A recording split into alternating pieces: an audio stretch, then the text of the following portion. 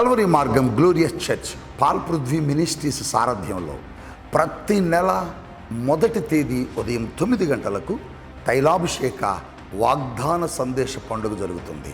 స్థలం కల్వరి మార్గం glorious church, Sarapaka, Bhadrachalam. ఈ ఆరాధనలో అనేక మంది ప్రజలు ఇప్పటికే పాల్గొని గొప్ప ఆశీర్వాదాలు పొందుకున్నారు. ఆ రోజున ప్రత్యేకంగా బలమైన ఆరాధన జరుగుతుంది. వచ్చిన వారందరికీ తైలముతో అభిషేకించడం జరుగుతుంది. రండి. అనేక సమస్యలతో బాధపడుతున్నారా?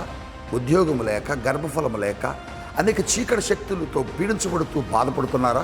రండి, ఈ ఆరాధనలో పాల్గొని విడుదల పొందుకోనండి. 1వ తేదీ ఆగస్టు ఉదయం 9 గంటలకు గురువారం ఈ ఆరాధనలో మీరును పాల్గొని అద్భుతాలు పొందుకోనండి. 7 దీప స్తంభాల మధ్య ఉన్నవాడు అన్నాడు, కానీ ఆయన మధ్య లేడట. ఏం చేస్తాడంటే సంచరిస్తున్నాడట. ఆయన ఒక చోట ఉన్నాడు, సంచరిస్తూ ఉంటాడు. ఎందుకంటే నువ్వు ఆయనకు కనబడతావేమో అని. చిన్న పిల్లలు పుట్టకూడదని, పుడితే చంపేయమని ఫరో ఆజ్ఞ వేశాడు. ఫరో చిన్న పిల్లలు పుడితే చంపండి అని ఆజ్ఞ వేశాడు. ఆజ్ఞ వేస్తే ఈ చిన్న పిల్లలు పుట్టే క్రమంలో చంపకుండా మంత్రసానులు తప్పించారట. దేవుని జనాంగం పెరగడానికి, దేవుని ప్రజలు బ్రతకడానికి వారు సహకరించారు. ఆ మంత్రసానులు చేసిన పనికి వారికి దేవుడు మేలు చేసెను. నీ క్రియలు, నువ్వు దేవుని కోసం ఏం చేశావో, నీ సేవకుల కోసం నువ్వేం చేశావో, నీ సంఘములో పరిచర్యను ఎలా చేశావో, నీ సంఘములో ఉన్న పరిచర్యను గురించి నువ్వు ఎలాంటి పనులు చేశావు, నీ సంఘము కట్టబడేటప్పుడు ఏం చేశావు, నీ సంఘములో నీ సేవకుడు సభానేటప్పుడు ఏం చేశావు, నీ సంఘములో పరిచర్య జరిగించడానికి నీ వంతుగా నువ్వేం చేశావో నేను ఎరుగుతున్నాను.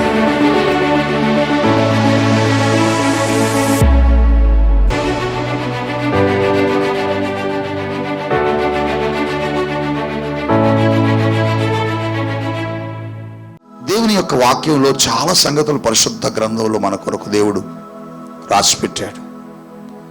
చాలా మంది అన్ని వాక్యాలను బోధించడానికి ఇష్టపడతారు, కానీ చివరి భాగానికి వచ్చేటప్పటికీ ప్రకటన గ్రంథం వివరించాలన్నా, చెప్పాలన్నా, బోధించాలన్నా కొంచెం భయపడుతుంటారు. ఎందుకంటే అది భవిష్యత్తును గురించి మాట్లాడుతుంటుంది. భవిష్యత్తులో నువ్వేమైపోతావో అది చెప్పుద్ది. భవిష్యత్తులో నీ చరిత్ర ఏంటో, నువ్వు ఎక్కడుంటావో ఈ ప్రకటన గ్రంథం నిర్ణయించింది. అందుకని ఇక్కడ దాకా రాలేం. ఈ గ్రంథాన్ని వ్రాసింది యోహాను భక్తుడు. హల్లెలూయా, హల్లెలూయా.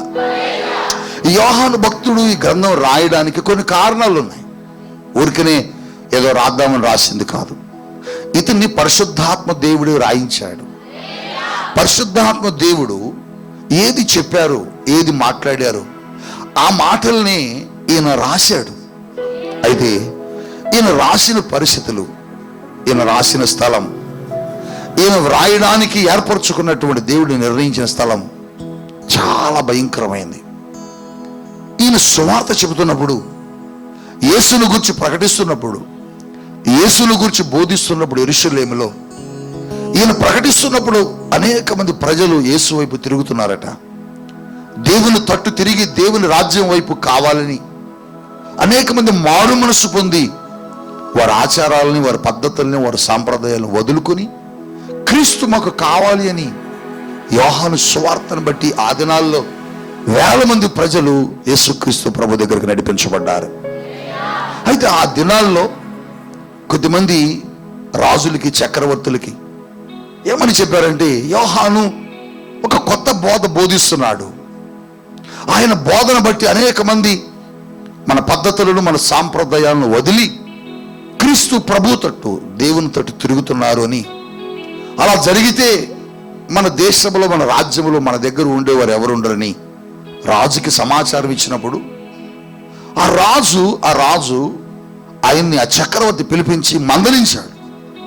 యేసు గురించి చెబుతున్నావట, నువ్వు యేసు ప్రభువుని గురించి బోధించకు, ఇంకెక్కడైనా చెప్పినా, ఇంకెక్కడైనా మాట్లాడినా నేను ఒప్పుకోనని చెప్పి మందలించి పంపిస్తే, ఆయన మందలించి పంపించినా కూడా వెళ్ళి మరలా యేసును గురించి చెబుతున్నాడట. హల్లెలూయా.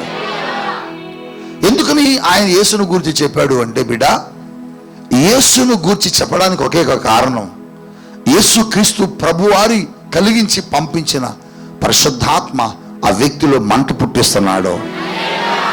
పరిశుద్ధాత్మ అనుభవం కలిగిన వాడు దేవుని సన్నిధిని మానలేడు. పరిశుద్ధాత్మ అనుభవం కలిగిన వాడు దేవుని గురించి చెప్పకుండా ఉండలేడు. పరిశుద్ధాత్మ అనుభవం కలిగిన వ్యక్తి దేవుణ్ణి ఆరాధించకుండా ఉండలేడు. తపన హృదయం విలువెల్లాడుతుంటది. త్రాగుబోతుకి సాయంత్రానికి త్రాగకపోతే ఒళ్ళు షవరవుతుంది, బాడీ షవర్ అవుతుంటది, వణికిపోతూ ఉంటుంది. ఏంటంటే వాడికి ఒక వ్యసనం. యేసును గూర్చి పరిశుద్ధాత్మను పొందుకున్న వాడికి కూడా ఇటువంటి వ్యసనమే ఉంటుంది. హల్లెలూయా.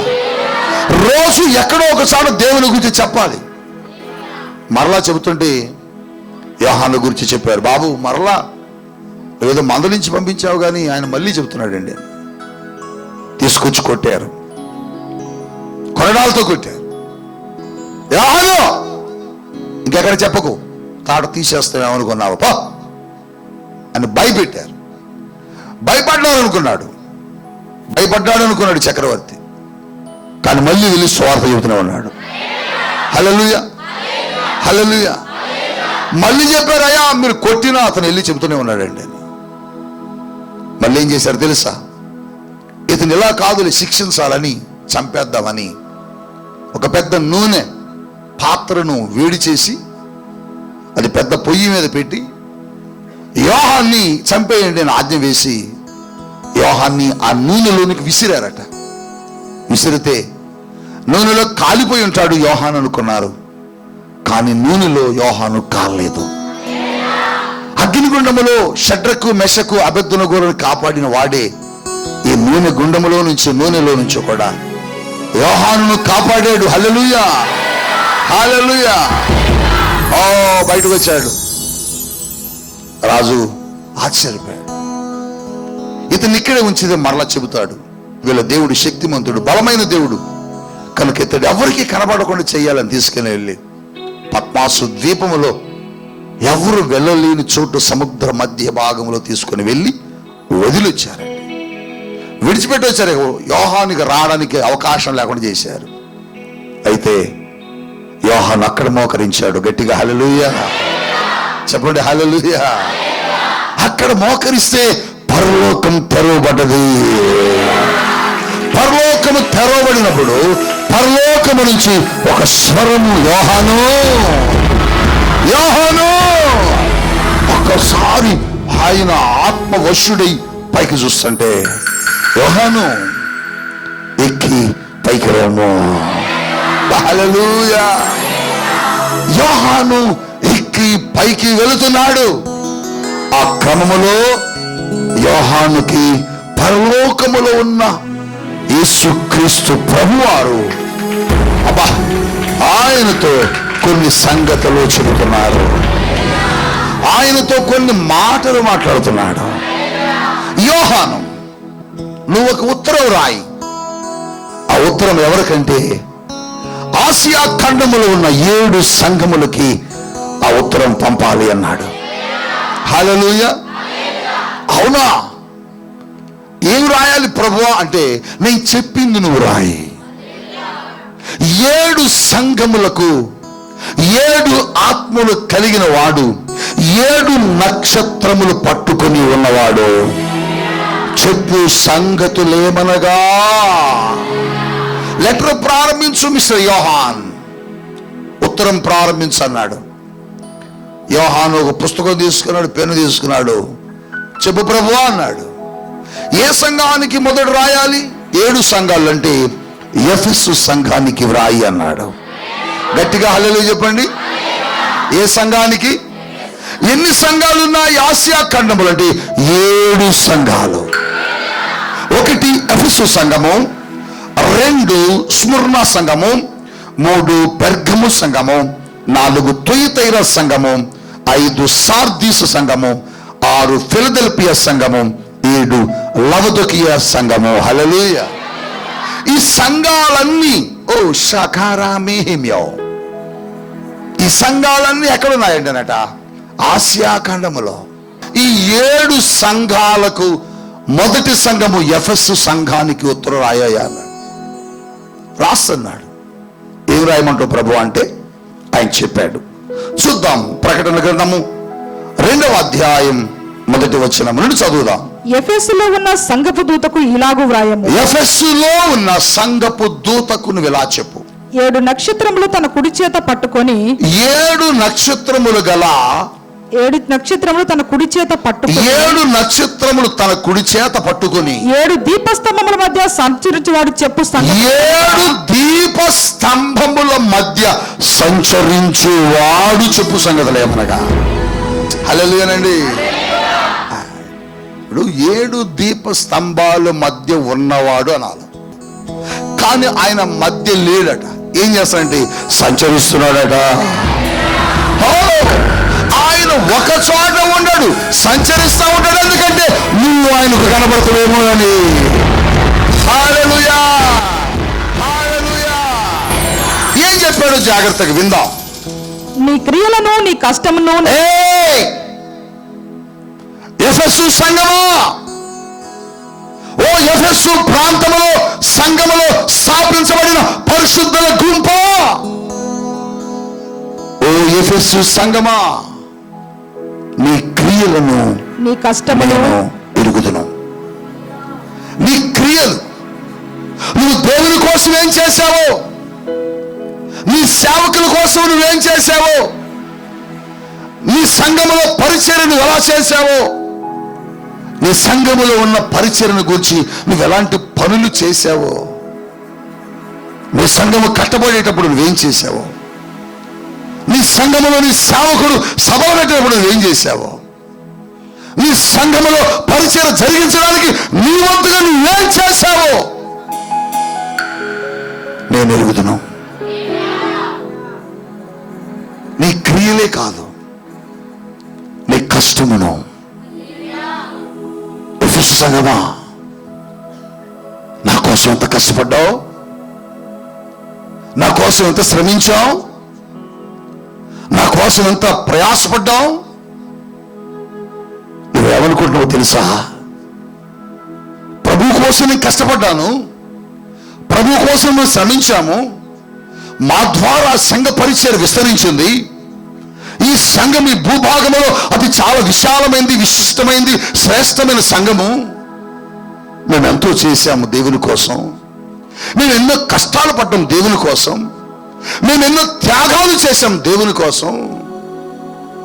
దేవుడు మమ్మల్ని చూడలేదు, దేవుడు మమ్మల్ని పట్టించుకోలేదు, దేవుని కనుదృష్టి మా దగ్గరకు రాలేదని నువ్వు అనుకుంటున్నావా? నా కోసం నువ్వు పడిన కష్టం నేను ఎరిగాను. నా కోసం నువ్వు చేసిన కార్యాలు, నా కోసం నువ్వు చేసిన త్యాగాలు, నా కోసం నువ్వు చేసిన బలమైన కార్యాలు నాకు తెలుసు. నా మనసులో ఉన్నాయి, నా హృదయములో దాచుకున్నాను, నా కనులతో నేను నిన్ను చూశాను. సంగమా, నువ్వు అనుకుంటున్నావు నన్ను ఎవరు చూడలేదని.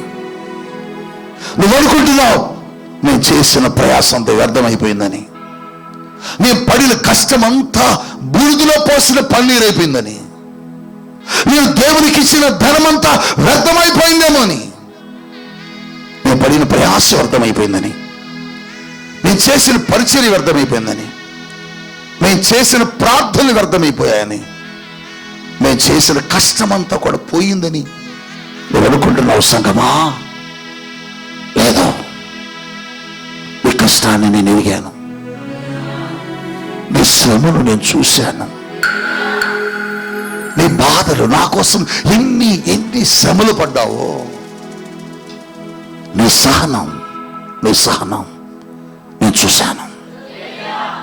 నా కోసం ఎంతమంది తిట్టారు నిన్ను, నన్ను బట్టి ఎంతమంది నిన్ను నిందించారు. సంగమా, నన్ను బట్టి నిన్ను ఎంతమంది దూషించారు, నన్ను బట్టి నిన్ను ఎంతమంది హింసించారు.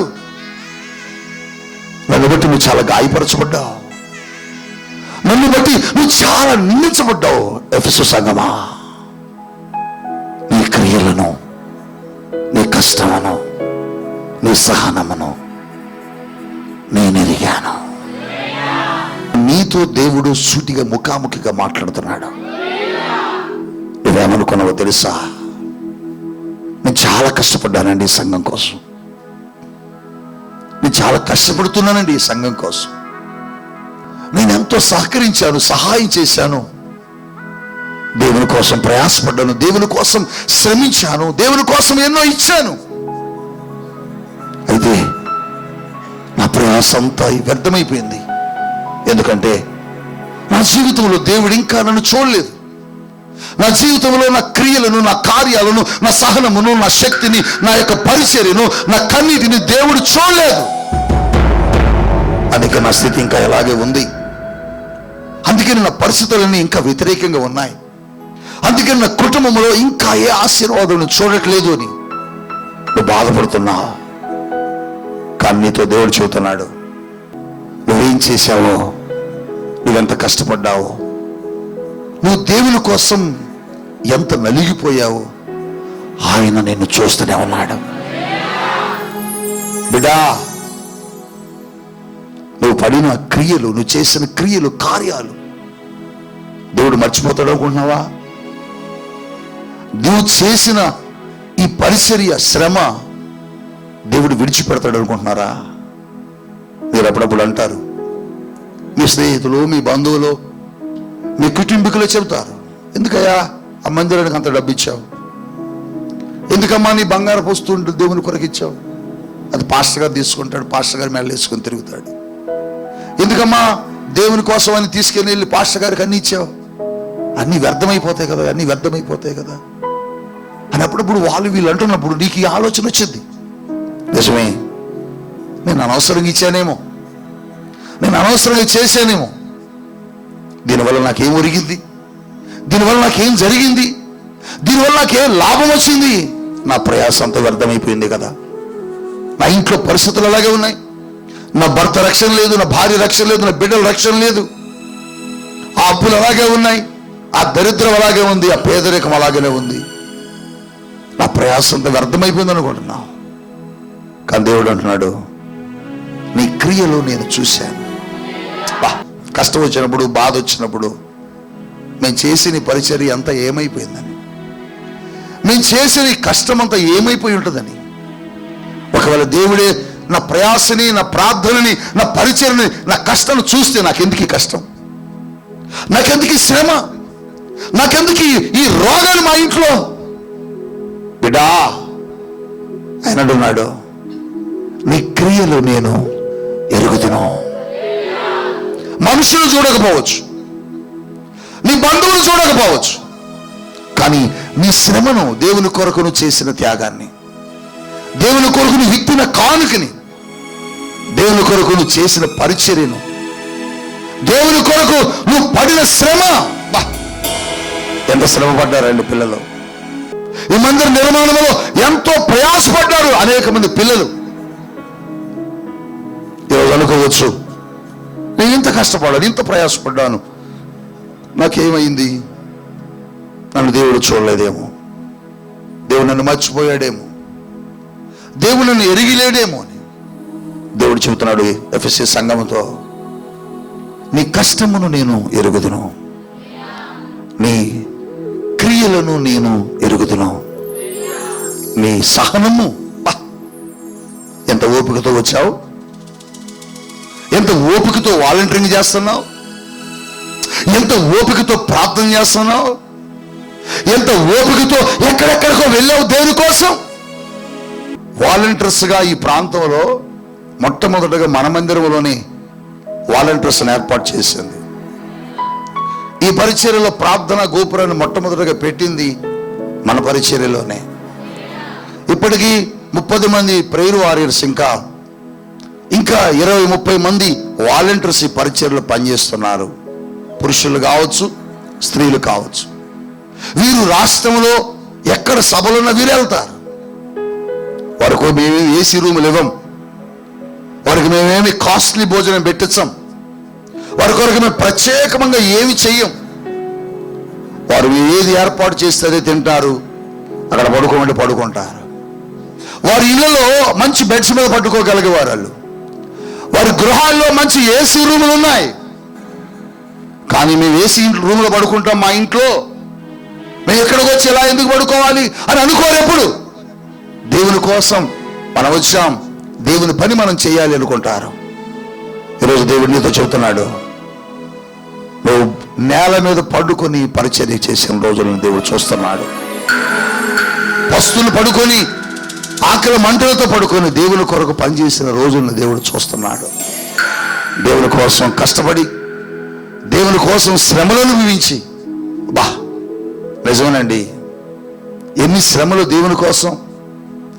ఎంతమంది నిన్ను నిందించారు, ఎంతమంది నిన్ను గాయపరిచారు. నువ్వు మందిరానికి వెళ్తున్నప్పుడు రకరకాల మాటలు మాట్లాడారు. నువ్వు మందిరానికి వెళ్తున్నావా లేక ఇంకెక్కడికి వెళ్తున్నావా అని రకరకాలుగా అన్న సందర్భాలు లేవా? ఉన్నాయి. ఆ సమయంలో నువ్వెంత సహనం కలిగి ఉన్నావు. తిరిగి వారిని మాట అనకుండా నువ్వు సహనాన్ని చూపించావు. చూడు, నీ సహనాన్ని నేను ఎరిగానంటున్నాడు.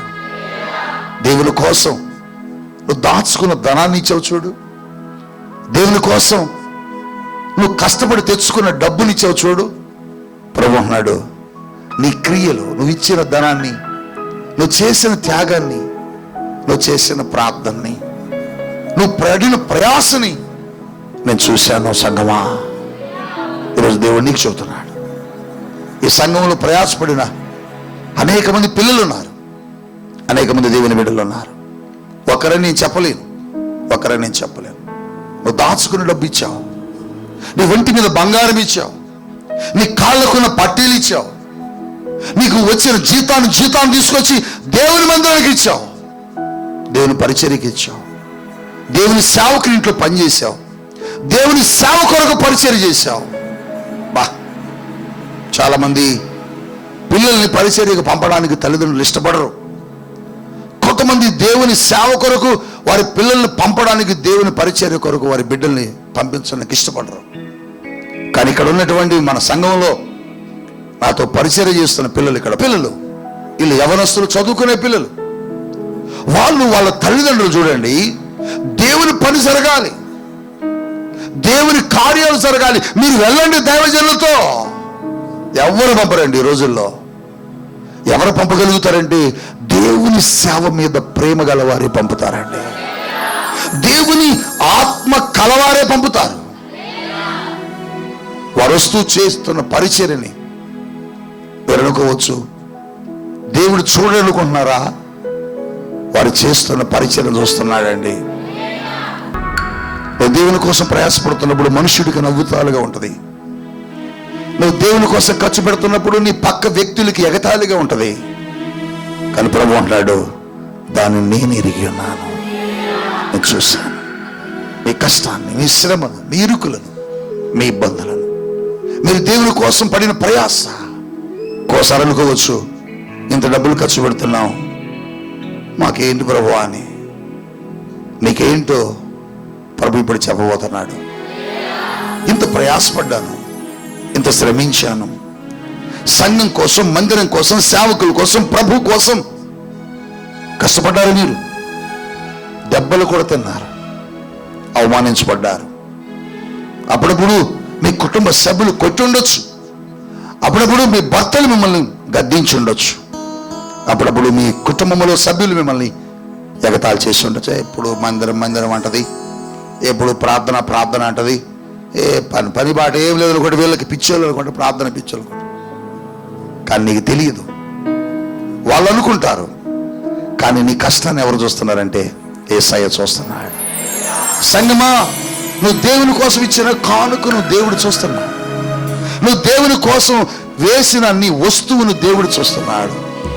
అబ్బా, ఎంత ప్రేమతో చేయించుకున్నావు ఆ బంగారపు ఆభరణాన్ని, ఎంత ప్రేమతో కష్టపడి ఎన్ని రోజులు దాచావు డబ్బు, ఎన్ని రోజులు దాచావా డబ్బు. 1000 రూపాయలు దాయడానికి చచ్చిపోతాం మనం. ఒక ఉద్యోగస్తుడికి నెల వచ్చేటప్పటికి 1000-2000 దాయలేడు, మిగలవు. కానీ ఒక చిన్న షాపులో పనిచేసుకునే అమ్మాయి, లేకపోతే ఒక చిన్న కొట్లో పనిచేసే ఒక వ్యక్తి చాలా రోజులు దాచుకొని ఇష్టపడి ఒక వస్తువు చేయించుకుంటే, ఇష్టపడి ఒక వస్తువును కొనుక్కుంటే ఆ అమ్మాయి మెడలో వేసుకుని ఎంత సంతోషపడుద్దో, ఎంత ఆనందపడుద్దో.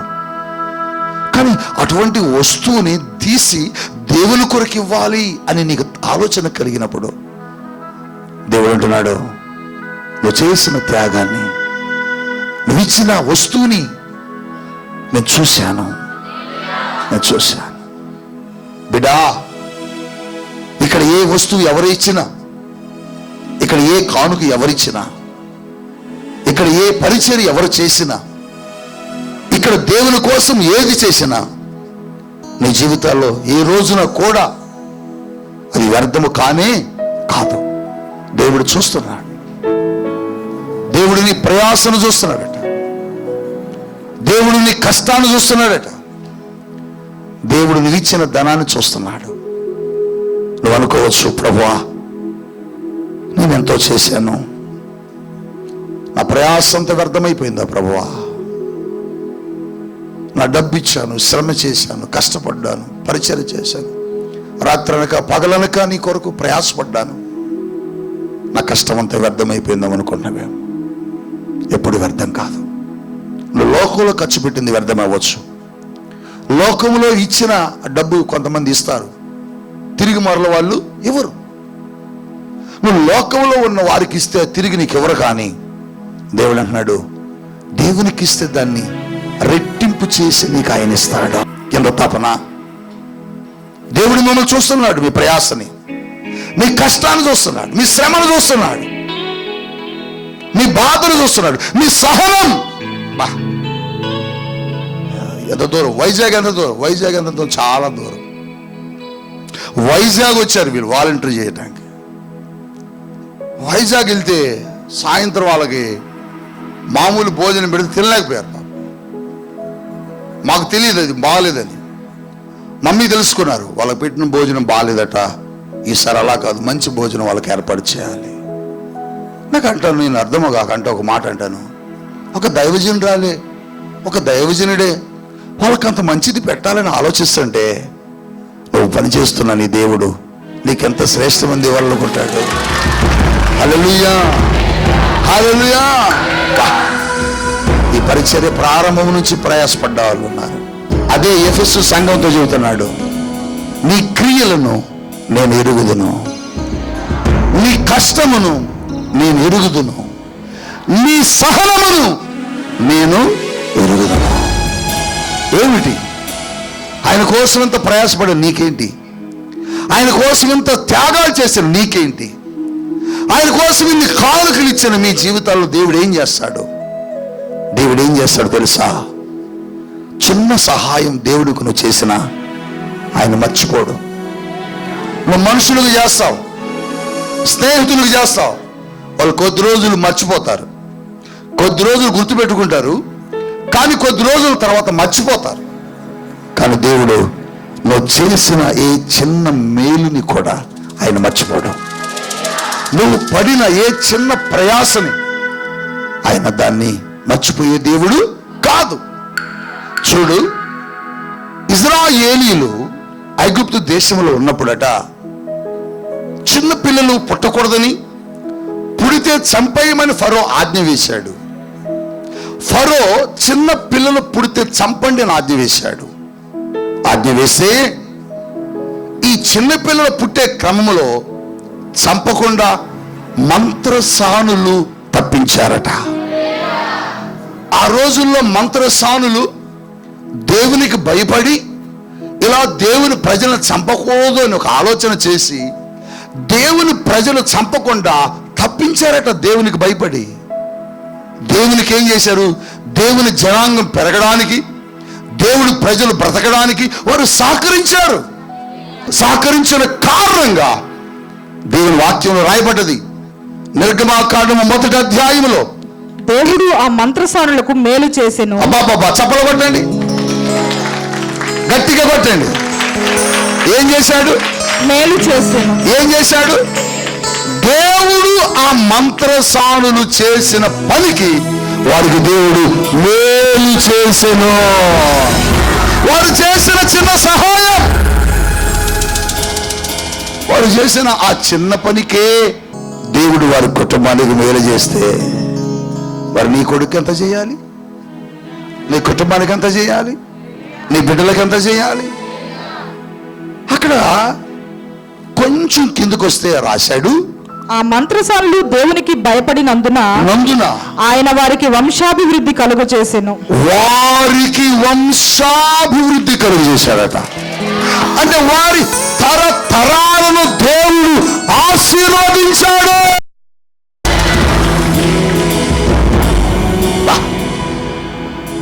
చిన్న మేలండి దేవుడికి చేసింది. వాళ్ళు ఇశ్రాయేలును చంపండి పుట్టిన వారిని అంటే చంపకుండా తప్పించారు అంతే. దానికోసమే దేవుడు మంత్రసానులకు ఏం చేశాడు? మేలు మేలు. నీ బిడ్డలు చేసిన పరిచర్యకు దేవుడు నీకు మేలు చేస్తాడు. నీ బిడ్డలకే కాదు, నీ బిడ్డలకు కాదు, నీ బిడ్డల బిడ్డల బిడ్డల బిడ్డల బిడ్డల బిడ్డల బిడ్డల బిడ్డల బిడ్డల బిడ్డల. హల్లెలూయా. గట్టి చెప్పట్లేదు మీరు, హల్లెలూయా అంటలేదు. నీ కుటుంబానికి దేవుడు మేలు చేస్తాడు, నీ కుటుంబాలకు మేలు చేస్తాడు. నువ్వు ఇచ్చిన కానుక వ్యర్థం కాదు, నువ్వు చేసిన ప్రార్థన వ్యర్థం కాదు, నువ్వు చేసిన పరిచర్య ఎన్నటికీ వ్యర్థం కాదు. నువ్వు దేవుని కోసం ఏం చేసావో దేవుడు చూస్తున్నాడు. ఆ మంత్రసానులు చేసిన దాన్ని దేవుడు చూశాడండి. చూసి దేవుడు వారిని మేలుతో నింపాడట. వారి కుటుంబాలను దేవుడు వంశాభివృద్ధి కలుగజేశాడట. ఈరోజు నీ కుటుంబాన్ని, నీ వంశమును, నీ బిడ్డల వంశాలను దేవుడు అభివృద్ధి చేస్తాడు, ఆశీర్వదిస్తాడు. ఇక్కడ పరిచర్య చేస్తున్నావు వ్యక్తులు ఎవరైనా కావచ్చు, ఈ లైవ్ లో దేవుని వాక్యం వింటూ దేవుని పరిచర్య జరిగిస్తున్న మీరు ఎవరైనా కావచ్చు, దేవుని కోసం నువ్వేం చేసావో ఆయన మర్చిపోడు. దేవుని కోసం నువ్వేమి ఇచ్చావో ఆయన చూస్తున్నాడు, గుర్తుపెట్టుకుంటాడు. నిజంగా మాకే ఆస్తులు లేవు, మాకే సంపదలు లేవు, మాకు భూములు లేవు, మాకు గృహాలు లేవు, మాకు లేకపోతే బ్యాంక్ బ్యాలెన్సులు లేవు. కానీ ఏ రూపాయి వచ్చినా దేవుని కోసం ఖర్చు పెట్టాలనేది మా ఆశ. ఇప్పటికీ మేము ఇంకా రేకుల ఇంట్లో ఉంటున్నామంటే ఎవడో నమ్మడు. బయట మీరేటో చూస్తున్నారు కాబట్టి నమ్ముతారు. పాలు పృథ్వీ అనబడి ఒక దైవజనుడు రేకుల కింద ఉంటున్నాడంటే ఎవడో నమ్ముతాడు? ఎవడు నమ్మడు. రేకుల కింద కూడా ఆశ్చర్యం ఏంటంటే రాత్రి వర్షం వస్తుంటే మమ్మీ తపాలాలు పెడుతుంది, ఇంకా అక్కడొకటి అక్కడొకటి డెక్షలు పెడుతుంది. ఎందుకని? తడుస్తుంది, ఇల్లు తడుస్తుంది. ఇల్లు కట్టుకోగలిగే డబ్బు నా దగ్గర ఉంది, లేదంటలే. ఇల్లు బాగు చేసుకొని ఇల్లు కట్టుకోగలిగే డబ్బు నా దగ్గర ఉంది. నిన్నే అదిగో అది కొత్త కెమెరా 4.5 లక్షలు అయింది. ఆ కెమెరా 4.5 లక్షలు నా ఇంటి పని అయిపోద్ది, సగం అయిపోద్ది. కానీ అది కావాలి పనికి, అది దేవుని పనికి అవసరమై ఉన్నది, అందుకని తీసుకొచ్చాను. మొన్నే ఒక ల్యాప్టాప్ 1.5 లక్షలు అయింది, అది పరిసరకు అవసరం. ఆ డబ్బు ఉంటే నా ఇంట్లో పని సగం అయిపోద్ది, కానీ అది తీసుకొచ్చాను. ఈ సౌండ్ అంతా డెసిబిల్స్గా వస్తుందని ఒక సౌండ్ కార్డు కొనాలని దాని కొరకు వచ్చాను, అది కొన్ని వేల రూపాయలు అయింది. ఎందుకు మాటలు చెబుతున్నానండి? ప్రభు పనిని మనం చేసినప్పుడు దేవుడు ఖచ్చితంగా మన అవసరతలన్నింటినీ తీరుస్తాడు. నన్ను చాలా మంది అన్నారు, 2 ఆడపిల్లలు పాస్టర్ గారు, బ్యాంక్ బ్యాలెన్స్ ఎంత ఉంచుకున్నావు? సడన్ గా ఒక మ్యాచ్ వస్తే మీ పాపకి ఎన్ని లక్షలు ఇచ్చి పెళ్లి చేస్తామన్నారు. నా దగ్గర 1 లక్ష రూపాయలు. ఒకవేళ నేను చెబుతున్నా నా దగ్గర కనుక ఈరోజు 1 లక్ష 2 లక్షలు ఉన్నా వెంటనే వెళ్ళిపోతా. ఎక్కడికి? షాప్కి, ఏదో ఒక వస్తువు మందిరాన్ని తీసుకొస్తా. ప్రతి నెల 4 మీటింగుల మీద 5 లక్షల రూపాయలు రెంట్లు కట్టాలి. ప్రతి నెల ఈ 4 మీటింగుల మీద రెంట్లు కావచ్చు, ఖర్చులు కావచ్చు, నాకు 10 లక్షల రూపాయలు అవుతున్నాయి. 10 లక్షల రూపాయలు అవుతున్నాయి. ఈ 10 లక్షల రూపాయలు దేవుడు ఇస్తున్నాడు. హల్లెలూయా. అయితే అవి తెచ్చుకొని నేను ఇల్లు కట్టుకోవచ్చు, మంచి భవనం కట్టవచ్చు. కానీ నాకు దేవుని పని చేయాలని ఒక ఆశ. దేవుని కోసం నేను చేస్తే ఒకరోజు నేను బాధపడుతున్నా, చాలా కన్నీటితో ఉన్నా, చాలా దుఃఖంతో ఉన్నా.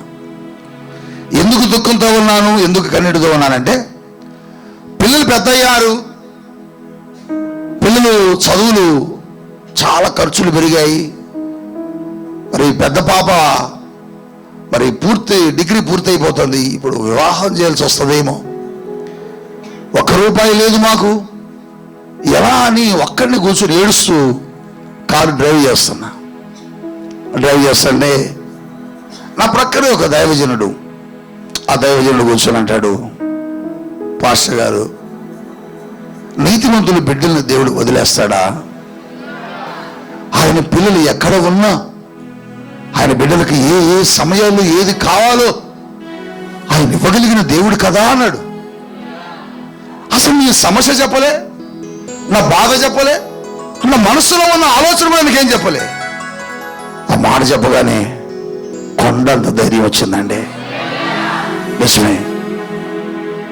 అప్పుడప్పుడు మా బంధువులు కలిసినప్పుడు ఎంత దాచావు పాస్టర్ గారు బిడ్డలకు అంటారు. నిజంగా చెబుతున్నాను, మీ దైవజనురాలకి ఈ రోజుల్లో ఇప్పటికి స్టిల్ బ్యాంక్ అకౌంట్ లేదండి. ఈ రోజు మీ అందరికీ అకౌంట్ ఉంది. ఈ వాక్యం మీ అందరికీ మీ గృహాల్లో ఉన్న యజమానురాలు కంటే మీ ఇంట్లో ఉన్న లేడీస్కి అకౌంట్స్ ఉన్నాయి బ్యాంకులో. కానీ ఇప్పటికి మమ్మీకి బ్యాంక్ అకౌంట్ లేదు. ఎందుకు ఈ మాట చెబుతున్నానంటే, మేమేం దాచుకోం, మేమేం సంపాదించుకోం. నా నమ్మకం ఏంటంటే, నేను పరలోకంలో మంచి గృహాన్ని సంపాదించుకోవాలి, పరలోకములో దేవుని కొరకు మంచి గృహాన్ని కట్టుకోవాలి. నిజమే. ఈ లోకంలో మనం కట్టేయన్నీ విడిచిపెడతాం, ఈ లోకంలో మనం కలిగి ఉన్నవన్నీ వదులుకుంటాం. ఏదో ఒక రోజున మనం ఖచ్చితంగా వెళ్ళిపోవాలి. ఇక్కడ మీరు ఎవరు కట్టినా ఏది కట్టినా విడిచిపెట్టి వెళ్ళిపోవాల్సిందే. ఎక్కడికి వెళ్తాం? పరలోకం. అందుకని మనం ఏం సంపాదించుకోవాలంటే పరలోకాన్ని. మేలు దేవుడు పని చేసినందుకు ఆ మంత్రసానులు కట మేలు చేశాడు. బిడ్డా, నువ్వు చేసిన పనికి మేలు చేస్తాడు. రేపు నా బిడ్డలు ఏమవుతారు? ఏం గారు, నీ బిడ్డలు ఆశీర్వదించబడతారు. ఒకవేళ నువ్వు అనుకోవచ్చు, ఇప్పుడు నీ బిడ్డల మార్గాలన్నీ గజిబిజిగా కనపడవచ్చు, కానీ వాటిని సరళం చేయగలిగిన దేవుడే దేవుడు. నీ వంశాన్ని దేవుడు ఏం చేస్తాడు? వంశాన్ని అభివృద్ధి చేస్తాడు. అంటే నీ వంశం ఎక్కడ బ్రేక్ అవ్వదు. అరే పాపం వాడు పుట్టిన బిడ్డలు చనిపోయారు, ఇక లేదు వాడి వంశం. లేదు, నీ వంశం అభివృద్ధి చెందద్దే. చిన్న మేలే వాడు చేసింది, చిన్న మేలే. ఆ మేలుకు దేవుడు ఎంత పెద్ద మేలు చేశాడు.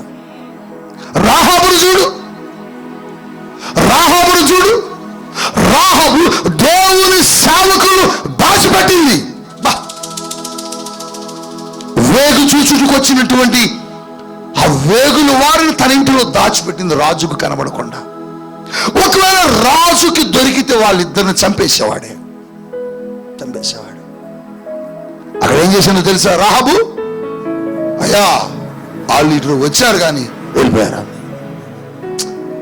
ఇప్పుడు మనం ఒక మాట, అబద్ధం ఆడకూడదు, దేవుడు క్షమించడు. ఇక్కడ అబద్ధం ఆడి ఎందుకంటే దేవుని పని జరగాలి అక్కడ. హల్లెలూయా, దేవుని పని జరగాల. అందుకని రాహాబు వచ్చిన వేగులు వారు దాచిపెట్టి గంప పెట్టి దాచిపెట్టేసింది. ఇక్కడ కూర్చోండి, ఎటు కదలొద్దు, నేను వస్తాను మళ్ళీ చూసాం. బయటకు వచ్చింది, వాళ్ళు తలుపు కొట్టారు, టక్ టక్ టక్.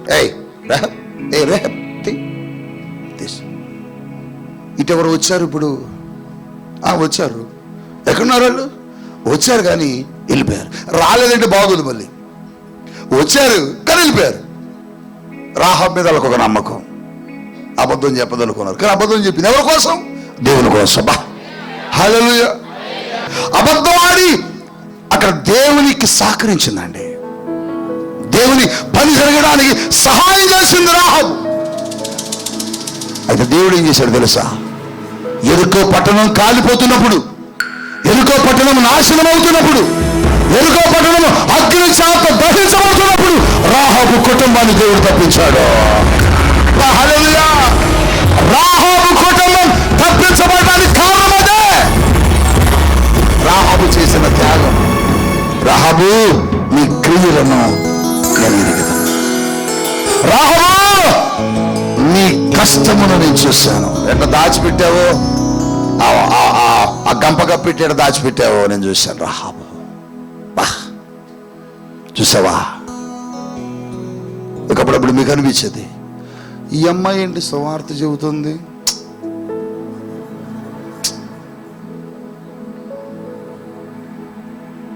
ఈ అమ్మాయి మంచిది కాదుగా, మంచి చెడు కాదు, ఎవరినైనా వాడుకుంటాడు. అక్కడ ఒక వ్యభిచరించే వ్యక్తిని దేవుడు తన పని కొరకు వాడుకున్నాడు. ఈరోజు నువ్వు ఎవరైనా సరే దేవుడు నిన్ను తన పని కొరకు వాడుకోవడానికి ఇష్టపడుతున్నాడు. వాడుకొని దాని ద్వారా దేవుడట నీ కుటుంబానికి మేలు చేయబోతూ ఉన్నాడు. హల్లెలూయా! ఎంత గొప్ప మాట అండి. నువ్వు దేవుని కోసం ఏదైనా కష్టపడ్డావా? నువ్వు దేవుని కోసం ఏదైనా శ్రమించావా?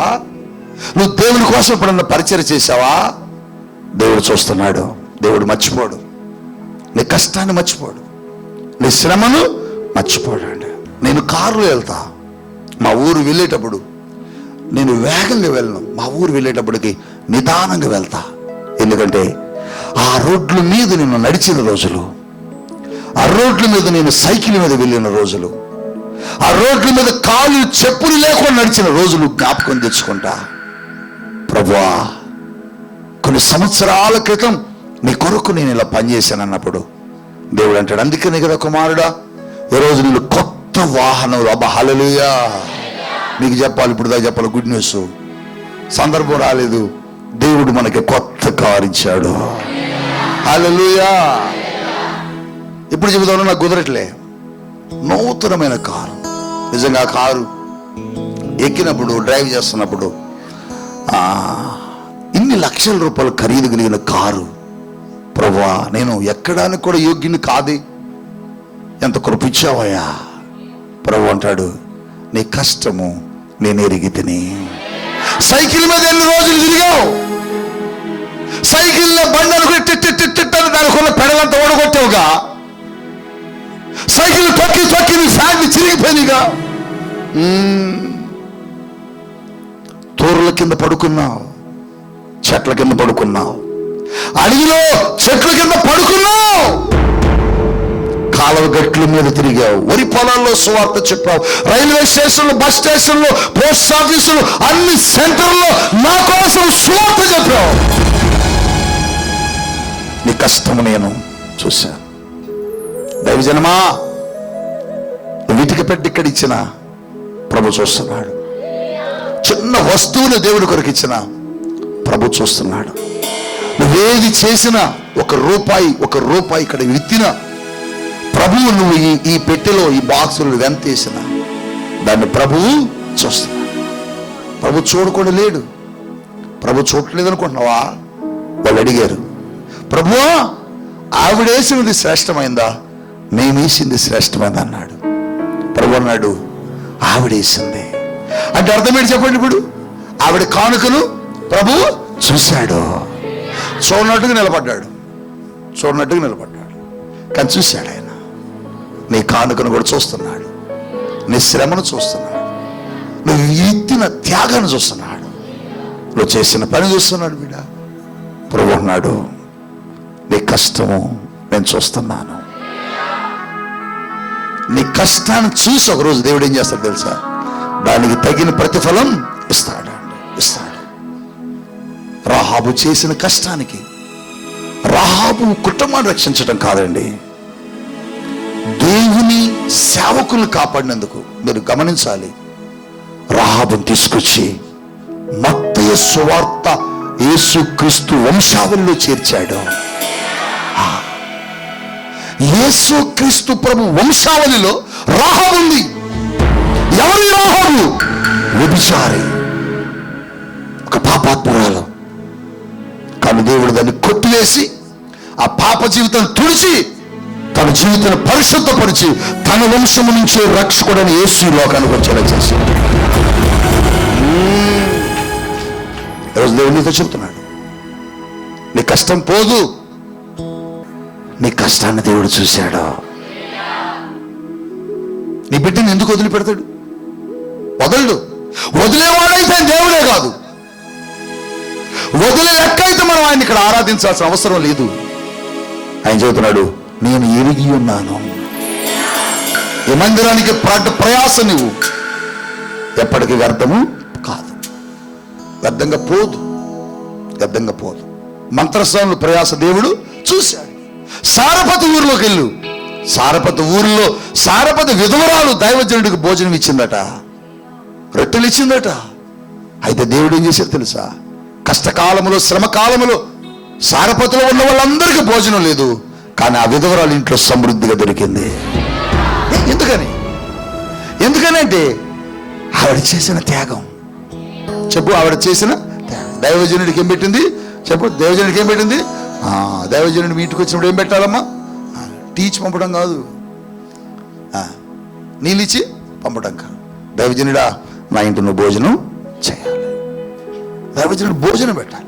పెట్టడంలో ఉపయోగం ఏంటంటే నీళ్లు ఎప్పుడు కూడా సమృద్ధిగా ఉంటుంది. ఏలియాకు రొట్టెలు ఇవ్వడాన్ని బట్టి ఆ ఇంట్లో రొట్టెలు ఉన్నాయి. అందుకని దైవజనుడికి మీరు ఏం చేయాలి? కొత్త కొత్త వస్త్రాలు కొనేవాలి. ఎలాగ చూస్తున్నా మీ దైవజనుడికి మీరు ఇవ్వండి, నాకు కాదు, మీ దైవజనుడికి. మీ దైవజనుడికి మీరు ఇస్తే దేవుడు మీకు ఇస్తాడు. హల్లెలూయా. సారపతి విధులు రొట్టె ఇచ్చింది, రొట్టెలు ఇచ్చాడు. బట్టలు ఇస్తే బట్టలు ఇచ్చేవాడు. డబ్బులు ఇస్తే డబ్బులు ఇస్తాడు. హల్లెలూయా అనండి. బంగారం ఇస్తే బంగారం ఇస్తే హల్లెలూయా. డైమండ్ ఇస్తే డైమండ్ ఇస్తే హల్లెలూయా. నువ్వేది విత్తుతావో దాన్ని కోస్తావు. ఈరోజు దేవుడు అన్నాడు, నీ ప్రయాస నేను చూశాను. ఆదిమ సంఘమట, వారు ఆస్తులు అమ్మారట, వారు గృహాలు ఇచ్చారట, వారు భూములు ఇచ్చారట. అక్కడ రాయబడ్డ అపోస్తలుల కార్యాల గ్రంథంలో వారన్నీ చేసిన వారికి ఏమీ కూడా తక్కువ కాలేదా? బిడ్డా, నీకు తక్కువ చేయడు దేవుడు. నిన్ను తక్కువగా ఉంచడం, నిన్ను కింది స్థాయిలో ఉంచడం, నిన్నెప్పుడు ఉన్నతమైన స్థాయిలో ఉంచుతాడు. మా పాప, పెద్ద పాప చదువుకున్న యూనివర్సిటీలో అక్కడంతా కూడా చాలా పెద్ద పెద్ద కుటుంబీకులు, చాలా పెద్ద పెద్ద ధనవంతుల పిల్లలు. ఇక వాళ్ళ పిల్లలందరూ ఏంటి? బిజినెస్ మ్యాన్స్, కోట్లు అన్నమాట. అంత పెద్ద పెద్ద ధనవంతుల మధ్య మేము అనుకున్నాం, ప్రభువా మా పాపదే ఉంది నాయన, మేము ఏదో చిన్న సేవకులు, మా బ్రతుకులు ఎంత, మా జీవితాలు ఎంత, అటువంటి స్థలంలో మా బిడ్డలు ఎలా ఉంటారో ప్రభువా అని ఒకంత భయపడి ప్రార్థన చేశాం. ప్రభు అన్నాడు, నీ బిడ్డను వాళ్ళందరికంటే గొప్పగా ఉంచుతాను. హల్లెలూయా. గట్టి చెప్పడు హల్లెలూయా. నా బిడ్డ మొన్నటి దినమున గడిచిన వారంలో నేను తను గ్రాడ్యుయేషన్ పూర్తి చేసుకున్న సందర్భంగా వాళ్ళ కాలేజీకి వెళ్ళా. నేను వాళ్ళందరూ అక్కడ పెద్ద పెద్ద వాళ్ళండి, కాలేజీకి వచ్చిన వాళ్ళు కొన్ని వేల మంది విద్యార్థులు, వాళ్ళ పేరెంట్స్ అంతా బిజినెస్ మ్యాన్స్, పెద్ద పెద్ద వ్యాపారవేత్తలు. అసలు ఉద్యోగస్తుల పిల్లలు తక్కువ అక్కడ, ఉద్యోగస్తుల పిల్లలు తక్కువ. ఎందుకంటే ఉద్యోగస్తుల పిల్లలు కూడా చదవలేరు అక్కడ, అంత ధనవంతులు చదువుతారు అక్కడ, కోట్లు కోట్లు సంపాదించే వాళ్ళు. అలాంటి వాళ్ళ మధ్య నా బిడ్డ ఆ కాలేజీలో, యూనివర్సిటీలో ఆ సర్టిఫికేట్ తీసుకోవడానికి పైకి ఎక్కినప్పుడు ఆ నల్లని కోటు వేసుకొని పైన క్యాప్ పెట్టుకొని ఉన్నప్పుడు నేను ప్రభువును స్తుతించానండి. నేను అడిగాను యేసయ్యని, మా అమ్మ నన్ను చిన్నప్పుడు అనేది, నువ్వు ఇంజనీర్ చదవాలి, ఇంజనీర్ చదవాలి, నువ్వు ఇంజనీర్ అయ్యి బుల్లెట్ మీద వస్తుంటే లక్ష్మీపురం టర్నింగ్లో తిరువురు బయట ఉండగా ఆ బుల్లెట్ సౌండ్ నా కొడుకుదని నేను గుర్తుపట్టాలనేది. కానీ నేను చదవలేకపోయాను.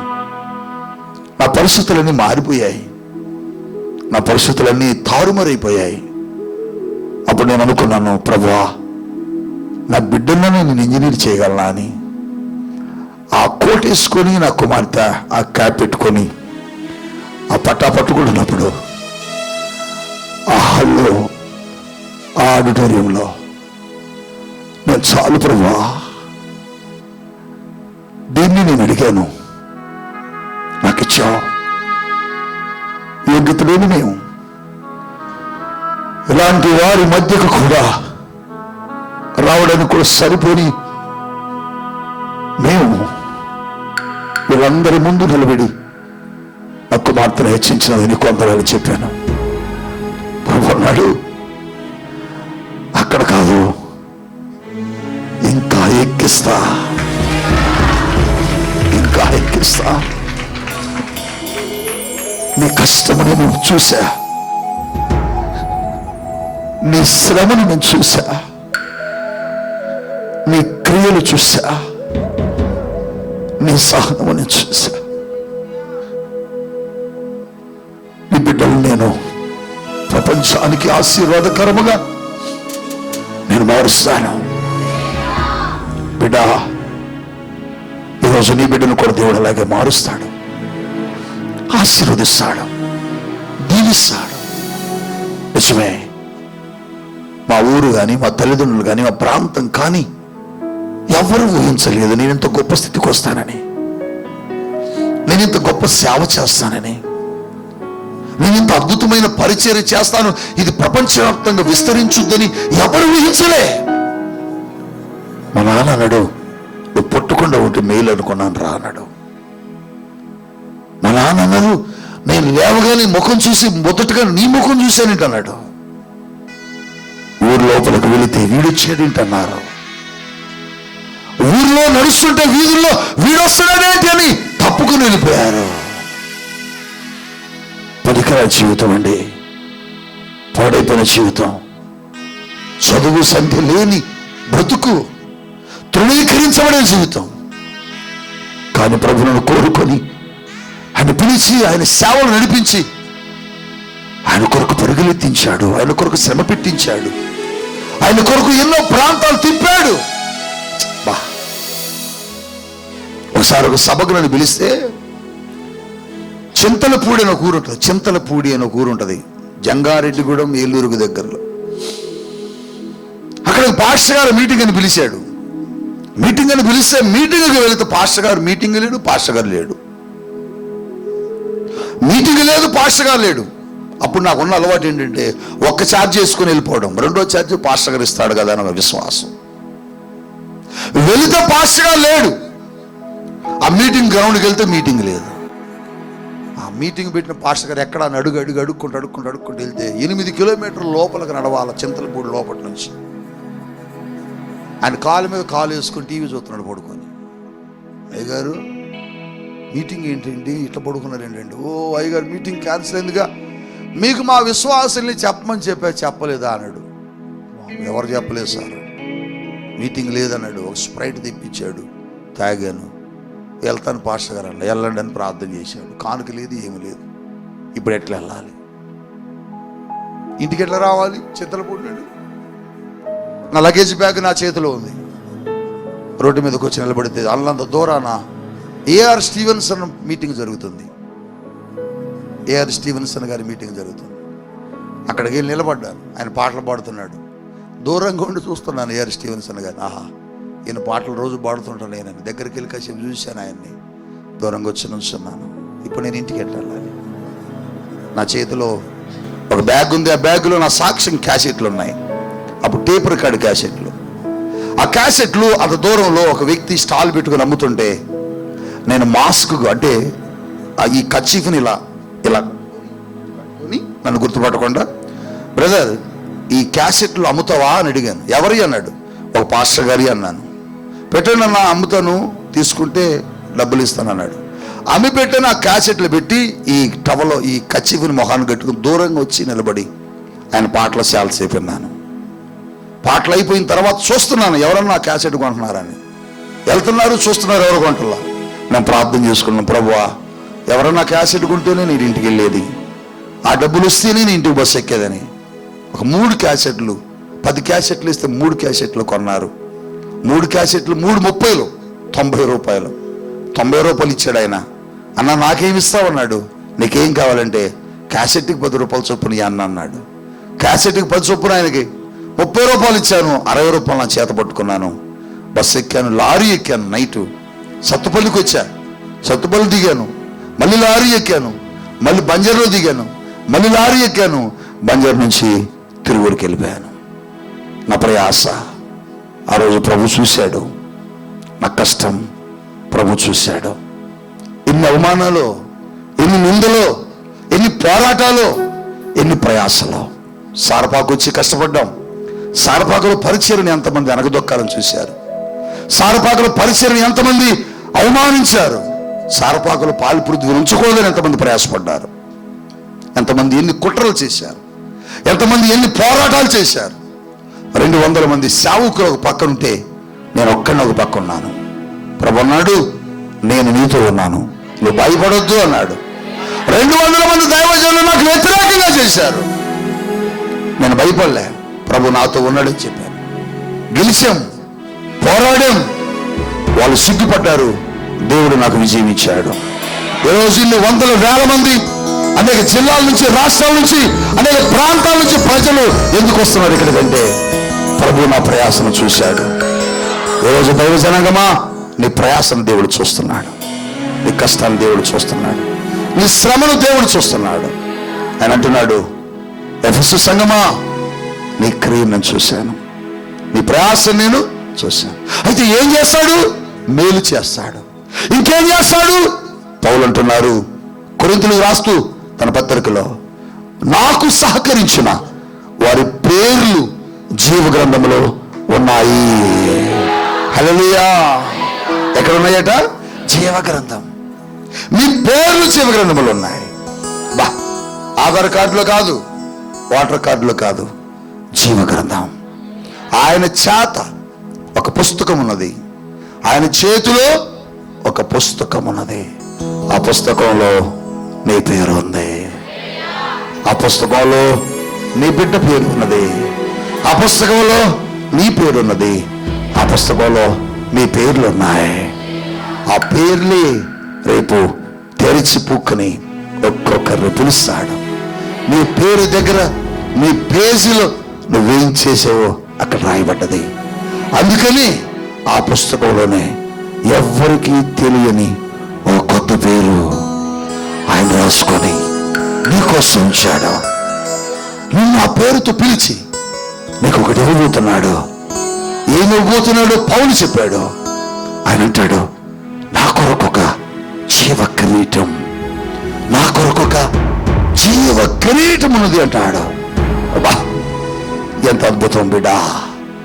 ఆ కిరీటం పట్టుకుని యేసయ్య నిలబడ్డాడు. లిసన్, ఆ కిరీటం పట్టుకుని యేసయ్య నిలబడ్డాడు.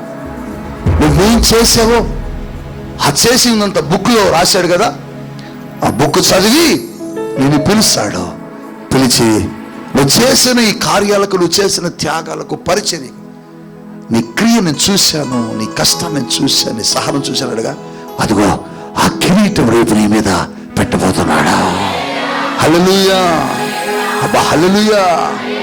ఆ జీవ కిరీటం నీ మీద పెట్టినప్పుడు ఆ పరలోక నిత్య మహిమలో, ఆ పరలోక ఆనందంలో దేవుడితో నువ్వు కూడా, నీతో దేవుడు కలిసి ఆయన భోజనం చేయబోతున్నారు, సంతోషించబోతున్నాడు. నీతో నిత్య మహిమలో నువ్వు కాలు పెట్టబోతున్నావు.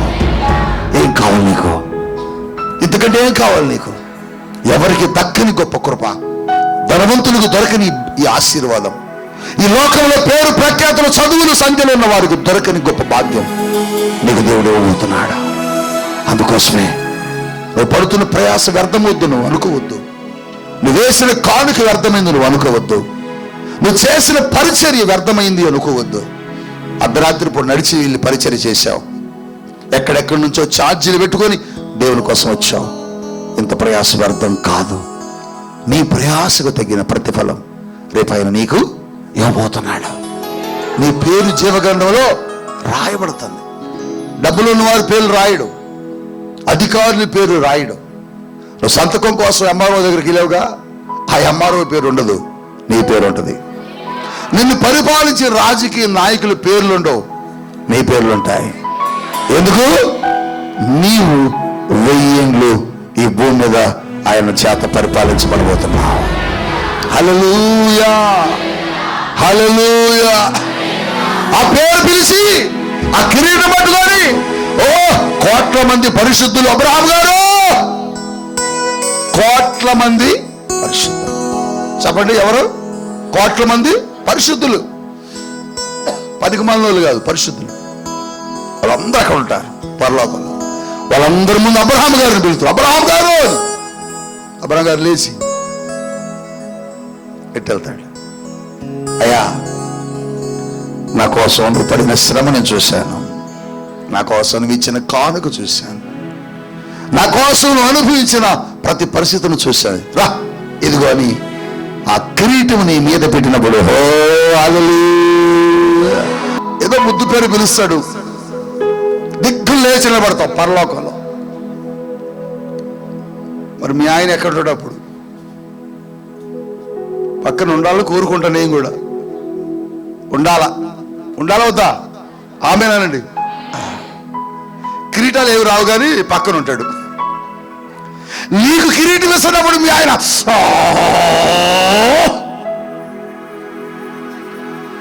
మీ ఆయనకి కిరీటాలు ఉండవు, నీకుంటాయి.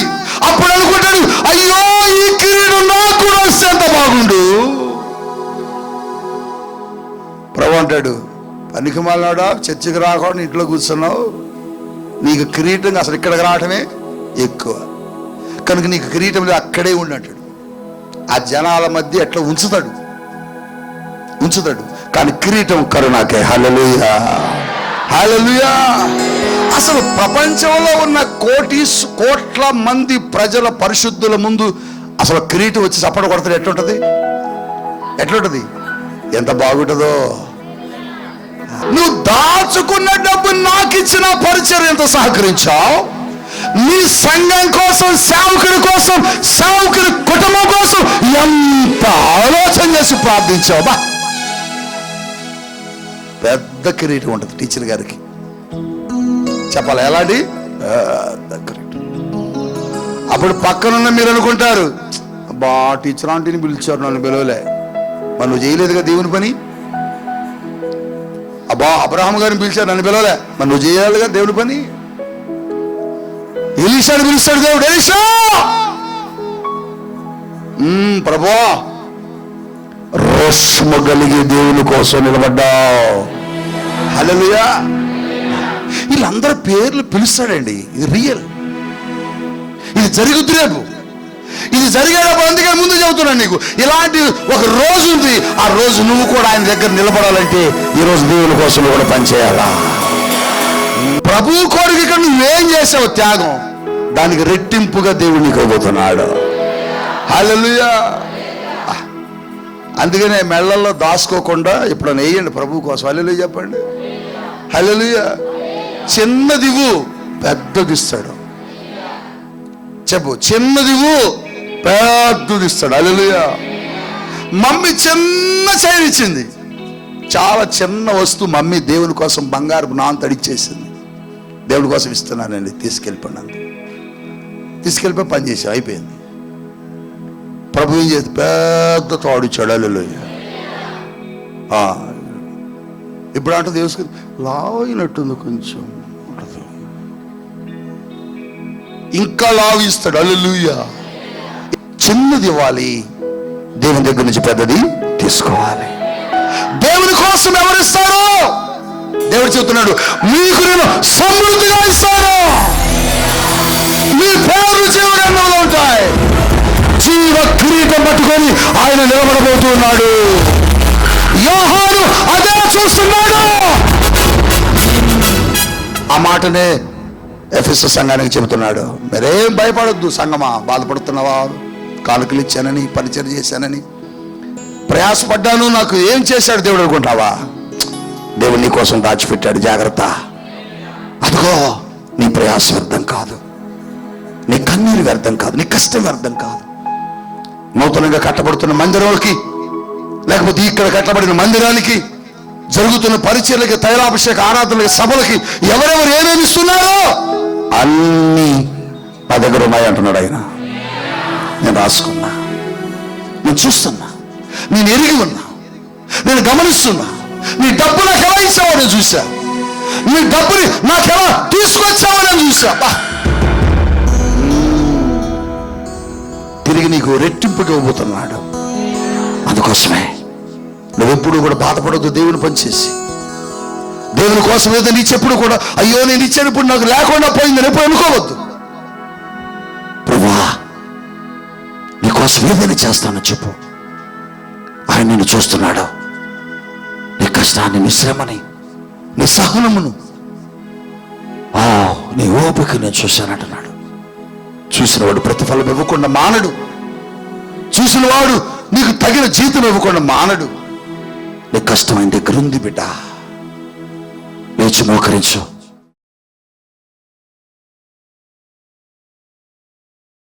Thank you father. పరిశుద్ధ మహోన్నతుల దేవానికి వందనాలు, స్తోత్రాలయ్యా. ఈ రోజున అద్భుతమైన రీతిలో నీ సేవకు నిలబెట్టుకుని మీరు మాట్లాడే ప్రతి మాటను బట్టి నీకు వందనాలయ్యా.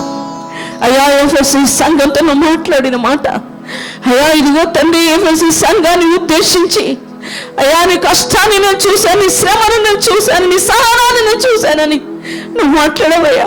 అవునయ్యా, సంఘం ఒకవేళ బాధపడిందేమో, నేను ఎంతగా కష్టపడ్డాను, ఎంతగా నీకోసం శ్రమ పడ్డాను అయ్యా, నీకోసం ఎంతో ధనాన్ని వెచ్చించాను, అదంతా వృధా అయిపోయిందా అని అయ్యా వారు అనుకున్నారేమో. కానీ నువ్వు మాట్లాడావు, నేను చూశాను బిడ్డ, నేను మర్చిపోలేదు, నేను గమనిస్తూనే ఉన్నాను, ఇదిగో నీకు మేలు చేయబోతున్నానని నువ్వు మాట్లాడిన దేవుడు అయ్యా. అవునయ్యా, ఆ రోజు ఎఫ్ఎస్సి సంఘంతో మాట్లాడినట్లుగా ఈ రోజు ఉన్న ప్రతి ఒక్కరితో, ఈ సంఘంలో ఉన్న ప్రతి ఒక్కరితో, లైవ్ చూస్తున్న ప్రతి ఒక్కరితో నువ్వు మాట్లాడావు. నీకోసం ఎవరైతే కష్టపడ్డారో, నీకోసం ఎవరైతే ప్రయాసపడ్డారో, నీకోసం ఎవరైతే ఎంతో మంది నిందించిన, శ్రమ పెట్టిన, గాయపరిచిన, సహనంతో కొనిపెట్టుకొని ఉన్నారు అయ్యా. ఇదిగో తండ్రి వారందరినీ చూచానున్నావు కదయ్యా, వారి జీవితంలో మేలు చేస్తానన్నావు కదయ్యా. అవును ప్రభా, ఆ రోజు నైనా ఇదిగో తండ్రి ప్రభా, ప్రభా నా తండ్రి ఆ మంత్రి స్థానంలో ప్రభా వారు చేసిన మేలు నీవు జ్ఞాపకం పట్టుకున్నావు తండ్రి.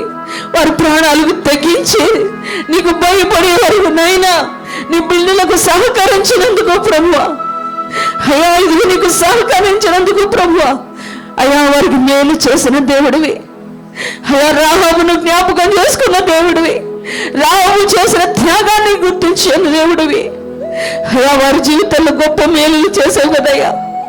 అదే దేవుడు ఈ రోజున నైనా అయ్యా, ఈ సంఘంలో ఈ పరిచర్య కోసం ఎంతమంది బిడ్డలు కష్టపడ్డారో, ప్రయాసపడ్డారో అయ్యా, నీ కోసం ఏ రీతిగా శ్రమ పడ్డారో, ఎటువంటి నిందలు అనుభవిస్తూ వచ్చారు అయ్యా. ఇదిగో తండ్రి నీ కోసం నన్ను ఎంతగానో సహించారో వాటన్నిటినీ ప్రభువా అన్నీ చూసి తిని నువ్వు మాట్లాడావు కదయ్యా అయ్యా. ఈ రోజు వారి జీవితంలో మేలు చేస్తానని మాట్లాడావు కదయ్యా అయ్యా. వారిని మీరు దర్శించమని అడుగుతున్నానయ్యా అయ్యా. వారిని మీరు ఇప్పుడే మీరు తాకమని అడుగుతున్నానయ్యా.